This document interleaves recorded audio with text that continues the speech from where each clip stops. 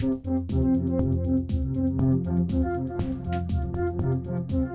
everyone, it's Elizabeth from Elpis Astrology at elpisastrology.com. Thanks for joining me today. So today I am going to do my video, my monthly video for October 2024. And so we have our final eclipse happening this month in the eclipse season. I'm going to talk about that to start off with. We have a full moon that is going to be in Aries. And we have a few other things going on as well. So let's just start off with this new moon eclipse that is in Libra. So the details are this. It is on the 2nd of October at 11:47 a.m. and that's Pacific Daylight Time. And the degrees we're looking at here are 10 Libra 03. So in order for you to have, some kind of significant effects with this eclipse, this new moon eclipse, I'm pretty close in my orbs, so I would say maybe 8, 9, then 10, 11, 12 at the most. But I really like to have it almost exact on the 10, right? 10 Libra. And of course, you also look at the opposite. In terms of like real effects, I look at the opposition. So that would then be Aries. So 8, 9, 10, 11, 12 of Aries as well, right? And so when we think about the sign of Libra, we ask, what is the ruler of Libra? And that is Venus. So then we look at, well, where is Venus at this time of this new moon eclipse? And it's in Scorpio. Now, Venus isn't so happy to be in Scorpio. It's not light and bright and sweet. It tends to be deep. And with Scorpio, there can be obsessive, compulsive type stuff as well going on.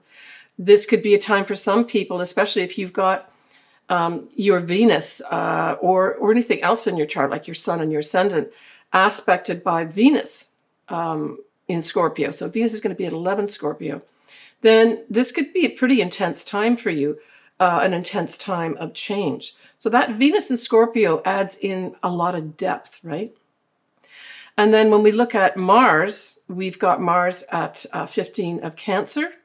And notably, right, so you want to make sure you check out where your Cancer is, the sign of Cancer is in your chart, because this month we also have the shadow period happening with Mars. So the shadow period starts at 17 of Cancer, right?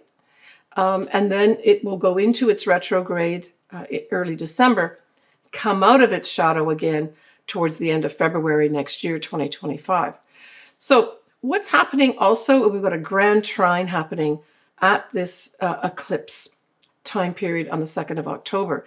And I really like this because this is an actual water trine. So it's going to bring a lot of emotional energy into the realms here of this eclipse. So we have the actual, we've talked about the Venus, we've talked about Mars, and the other planet we have in this Grand Trine is Saturn. And Saturn is retrograde, but it's at 14 degrees of Pisces. And so take a look. Again, let's do the orbs here. Let's say between 10 and 16 degrees of either Scorpio, Cancer, and or Pisces. If you've got those aspected, this could be a significant new time for you, right? Now, I think a lot of this eclipse is going to play out in a mundane, on the world stage. We've got this trine on top of the new moon in Libra. And I really feel that those Libran type vibes of the legal profession, laws, legal cases, as well as diplomacy are all going to be up at this eclipse. And just remind yourself that if you do have something around this 10 degree of Libra mark, and therefore you're affected by it, this effect of the newness in Libra at the eclipse could go on for about 6 months, sometimes even up to a year. So what do we have happening in October? We have the Supreme Court in the USA coming back. And I'm not sure if they're coming back on the 2nd of October when the eclipse is, or the following week. Whichever way it goes, I think they're going to be playing into this. They may have some more things that they want to enact or change. So that might be up here in terms of the newness.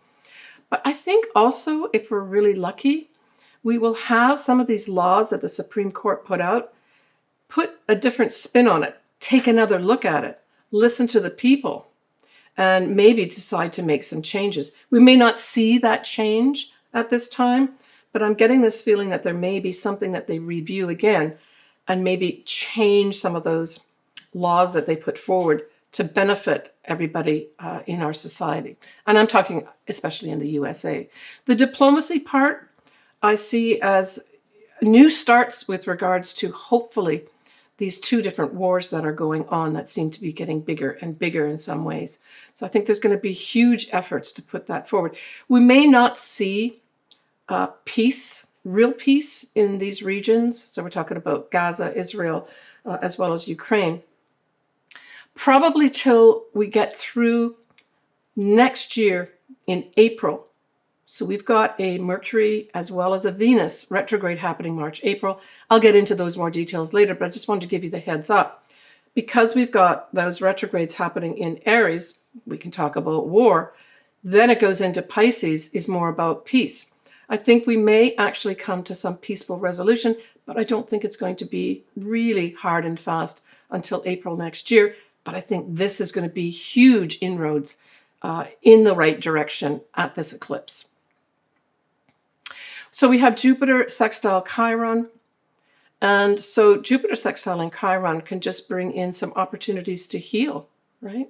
And this is around the 25-degree mark. So this would be 25 of Gemini and 25 of Aries.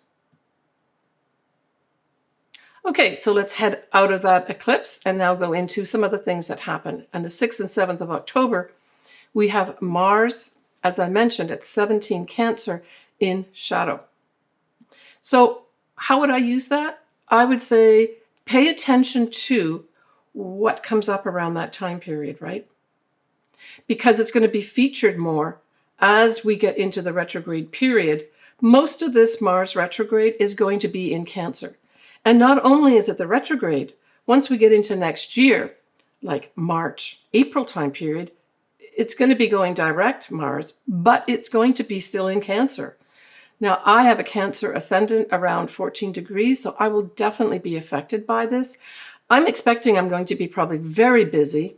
There's a lot of home things that I'm doing at the moment too, so those may increase, and maybe I'll even get some of them done. So you really have to have something around the start, right, of the shadow period, which is 17 Cancer. And then we're looking at around 6 degrees or so of Leo. All right, so that's what it starts in December. I will cover it a little bit more then, but I just wanted to give you the heads up. Look to see where your Cancer placements are. Pay attention to around this 6th, 7th of October with what comes up. And it could be just frustrations come up, or you start thinking about planning to do something to take action. Know that that action may be delayed with the Mars retrograde. So what can you do? You want to do plan A, plan B, and plan C. If you've got something important that you're planning on taking action, especially with regards to the time period of December, all the way through the end of February, which is the exact retrograde time period, right? All right, enough about that one. We've got on the 9th of October a beautiful setup. Now it's a little wide, but we have Venus trining Mars.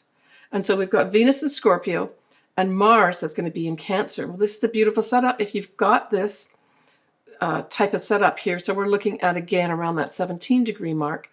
And I would say that this could bring in for some folks, a relationship that is, it's got real depth to it because we've got that Scorpio part that is so, but it adds that little bit of obsessiveness. You know, you could be drawn to somebody with this Venus trine Mars. But the other thing it can bring in, because Mars and Cancer really speaks to our need for security and safety. So you could have a combination of that, right? But at its worst, it may be just trying to cling to somebody when maybe you need to back off a little bit. So if you are entering into a relationship around this time, just be aware of those types of energies that could be coming up and maybe just back off a little bit. That's what I would say.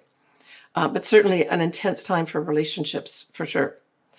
On the 10th of October, we have Jupiter retrograde at 21 of Gemini. So I would say that this could bring in, maybe you're wanting to expand, could be expanding in writing, whatever Gemini means for you. So it can be, typically we're talking about communications of any sort. Maybe some folks will have something delayed with regards to making a presentation somewhere. Writing could be delayed, or they have to replan that. Really, Jupiter itself tends to just bring beneficial influences, even in retrograde, even in square, even in opposition. So it might be just a time to regroup with regards to whatever communications type things. For others, it might be siblings involved here. Travel could be delayed for some reason. You know, Jupiter rules the 9th house of international travel, but Gemini rules the 3rd house of local travel. So if you have this 21 degrees in your chart somewhere, you may find that travel, either international or local, maybe for your work, is delayed for some reason, or you have to take a different route. And again, knowing this is coming up on the 10th of October, if you've got something important you've got to get to, have a plan B. We have Pluto going direct. I should have balloons and fireworks around here on the 11th of October at 29 of Capricorn. So now we know that it's making its way back to Aquarius. Now that's not going to be really till about mid-November where it does go into Aquarius. But this is the final stretch, right? And it's going direct. So I'd say that's a positive thing. On a mundane worldwide level, this type of transit can bring in that final gasp from all those institutions, all those governments that really need to fall. So we could see around this time period, 11th of October, so we're talking mid-October time period, the final demise of those governments that really need to go, and the people in power. Power likes to be shown, for sure, with Pluto, but truth does too. And Pluto going direct could really reveal some significant truths at this time, especially because Pluto is at that anaretic degree, right? That's a critical degree, 29 degrees. And not only is it that, it's the wrap-up of Pluto in Capricorn in our lifetime. We will never see this again. We have Uranus, is going to be all month at 26 degrees of Taurus. So if you do have this degree as well, there could be some enlightenment, some shakeups, some wake-ups for you.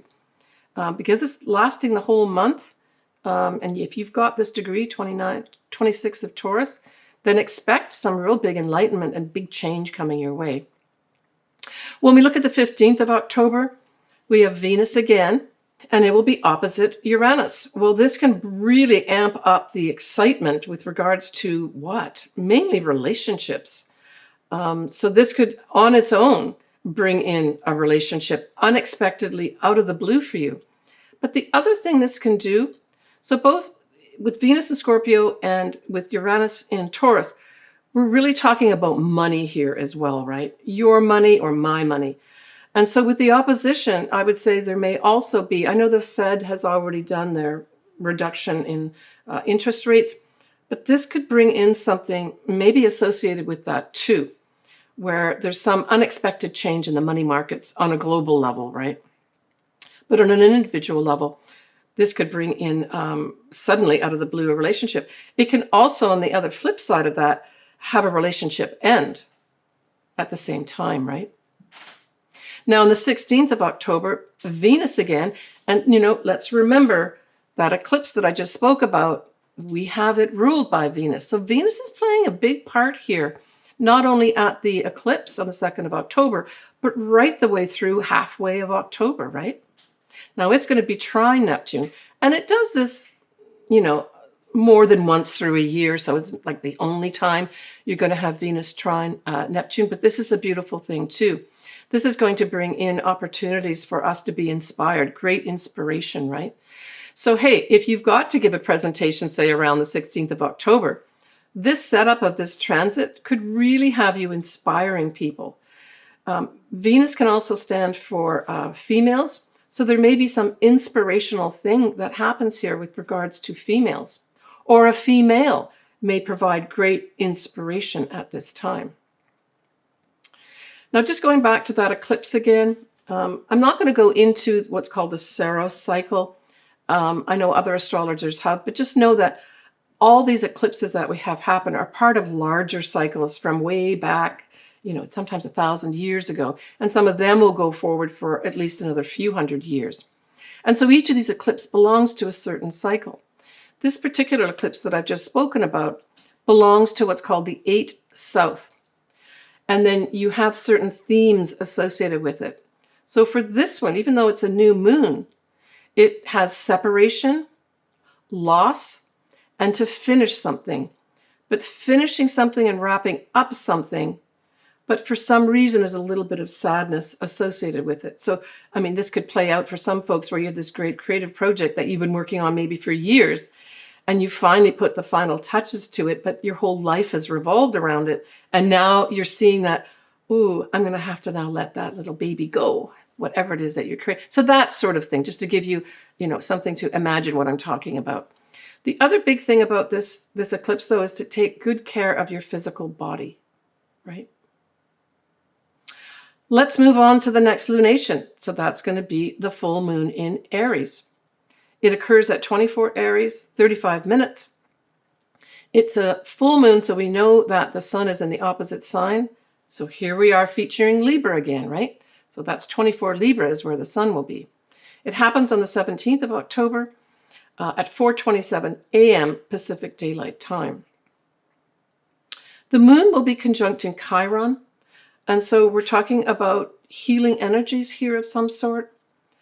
And because it's a full moon, these could be difficult healing energies, not necessarily something that is smooth and moves forward. Don't forget, this is a full moon. It is not an eclipse, but a full moon.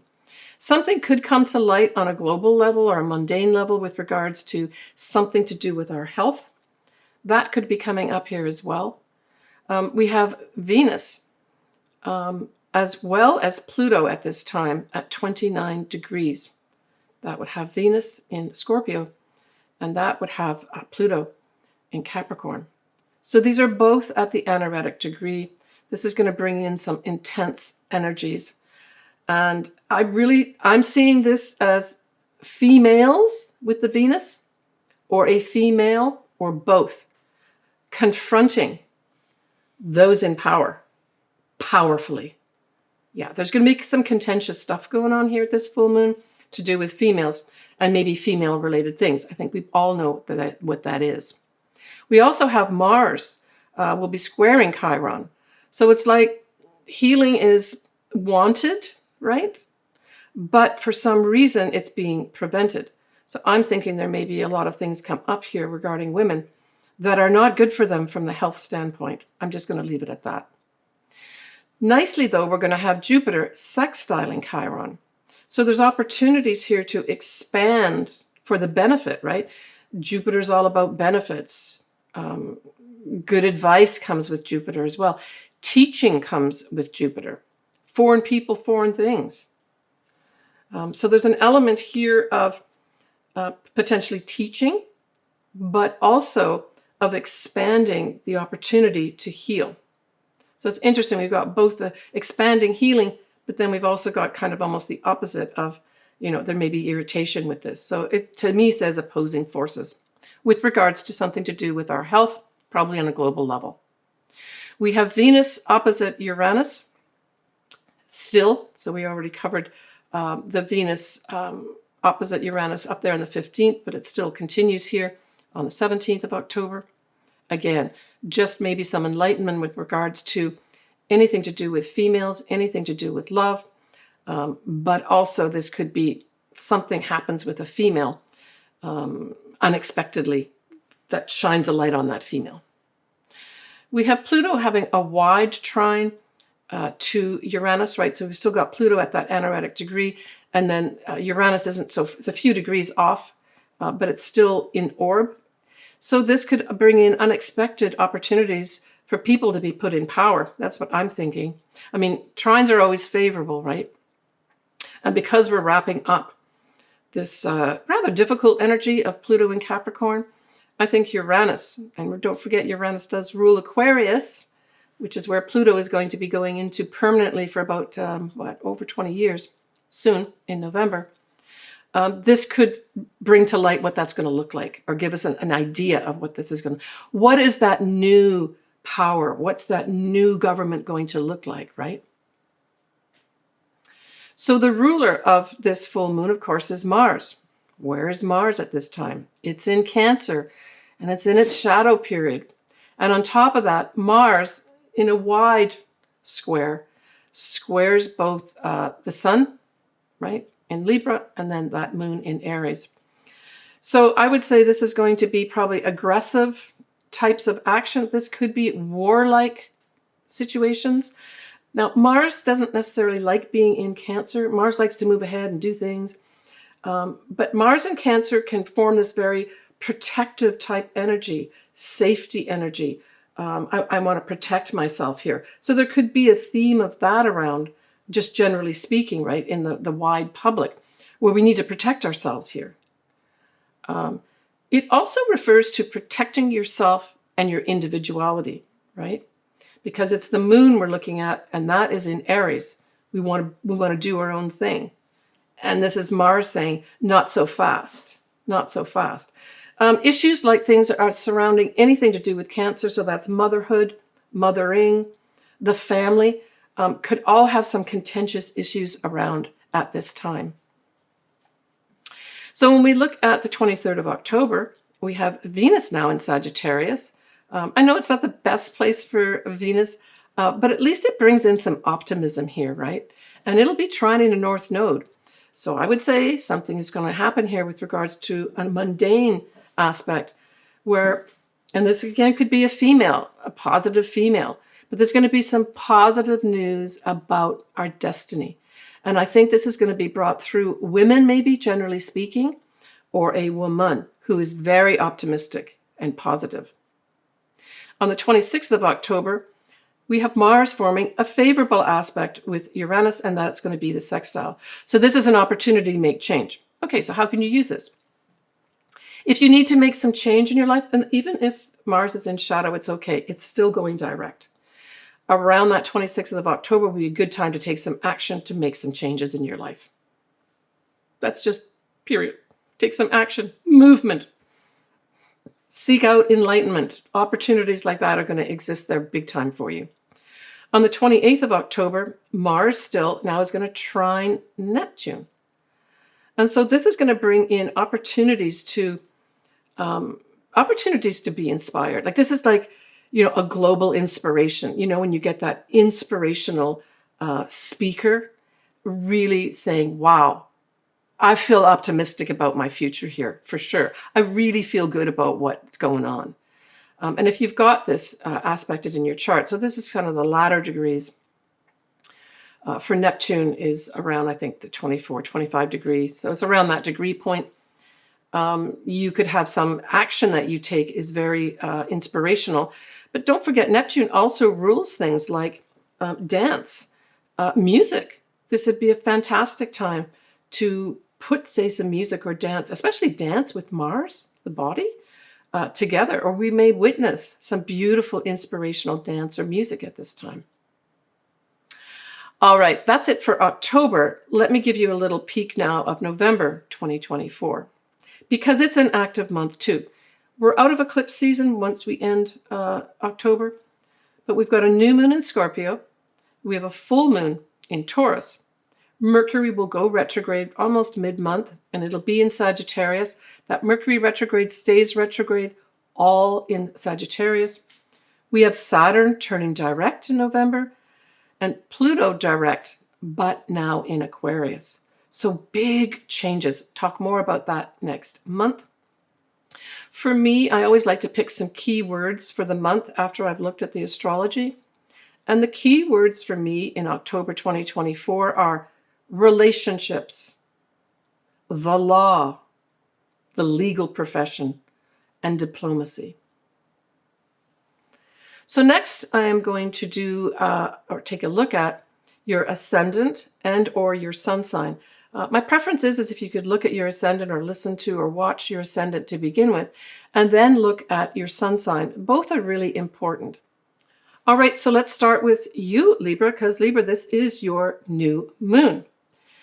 And what's interesting at this new moon eclipse for you, Libra, is that sandwiched on either side of the moon and the sun, right? Because the moon and the sun will be together in Libra at 10 degrees. You've got the south node on one side and you've got Mercury on the other. So it's pulling these energies in too. And this kind of falls in line with what I spoke about at the beginning when I talked about the Saros cycle, right? And how there may be some feelings of loss, even though there's completions, there may be some feelings of loss and taking care of your body, not overdoing it. That to me speaks to the whole south node, right? So there may be some Librans, especially if you've got something around that 10 degree mark or 10 degree of Aries, which is opposition, that there may be some necessity to let something go. But with the Mercury part of it, you may get some good news. And I'm just doing a direct sort of translation. That good news for some Librans could be to do with a legal case. So you are able to let go of maybe a legal case or legal matter through a communication from the legal profession. I mean, that's straight off how it could be. It can also involve some kind of diplomacy, either on a very basic level or at a higher level internationally for some Librans. But communications will be important. And it's going to be important to be balanced, right? Libra is very much a sign of balance, diplomacy, doing the right thing, especially as it applies to, our social mores, right? That type of thing as well. I mean, it could also be, a more superficial level. This could bring in opportunities for some Librans just to socialize more, right? It's also the sign of marriage, business partnerships, and clients. So there may be some Librans that are getting married at this time, right? And then we look at that south node, you're letting go of your single status and announcing with the Mercury your new status as a married person. That's a nice way for this to pan out for sure. So that's just the eclipse for you, Libra. Now when we go on to the full moon, we know that a full moon in Aries is opposite your sign. And so we know this is an opposition with the full moon in Aries, and it involves your 7th house. Just think of the 7th house as everybody else out there but you.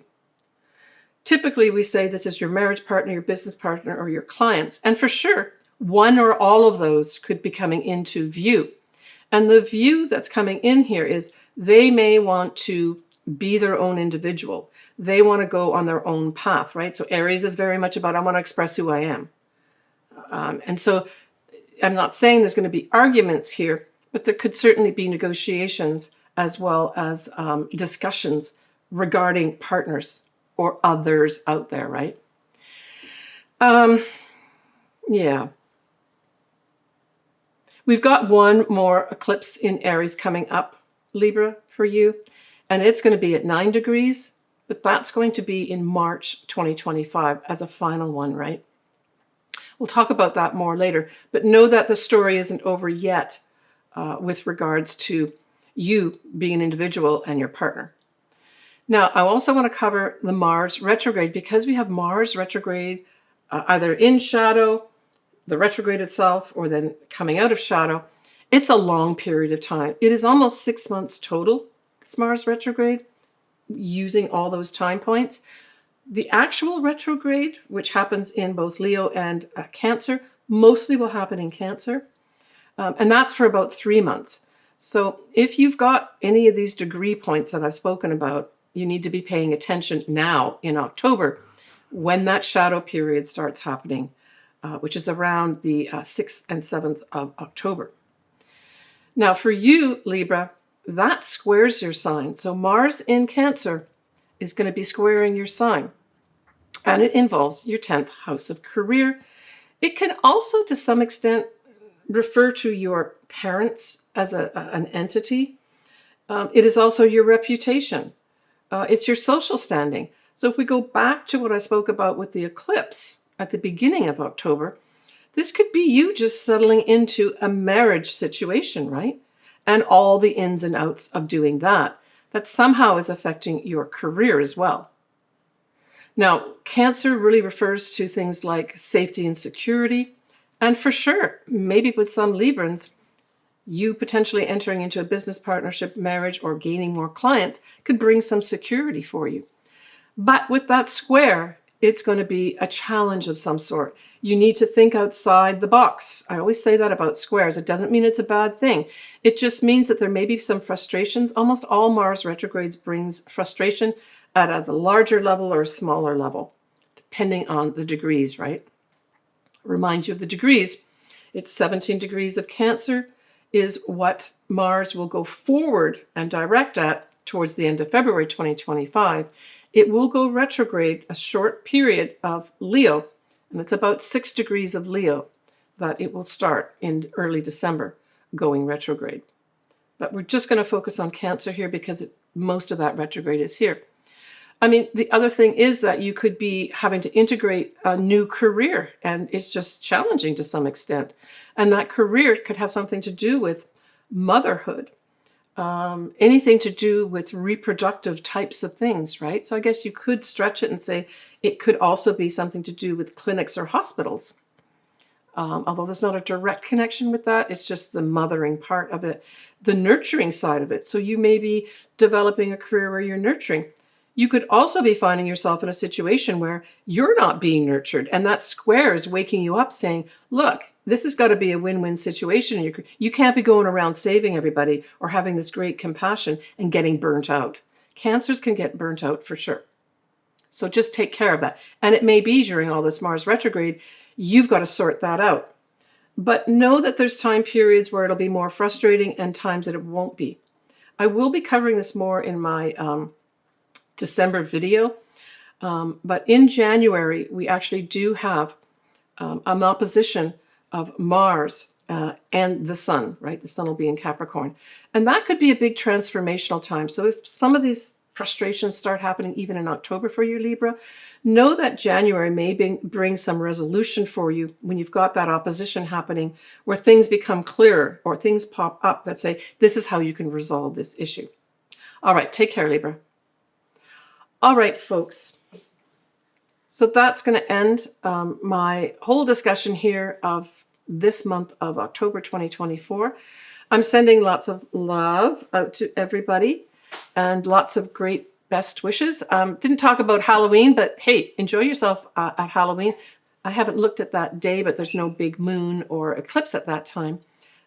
Yeah, enjoy yourself, and love other people.